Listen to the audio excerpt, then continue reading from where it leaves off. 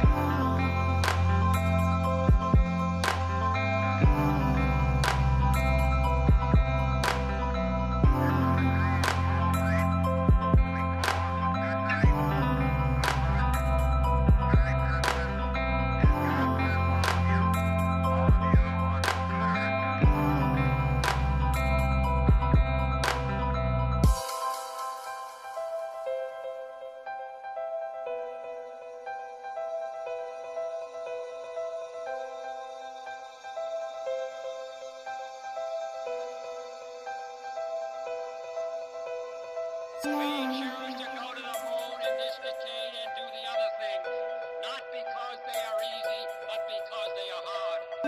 Because that goal will serve to organize and measure the best of our energies and skills.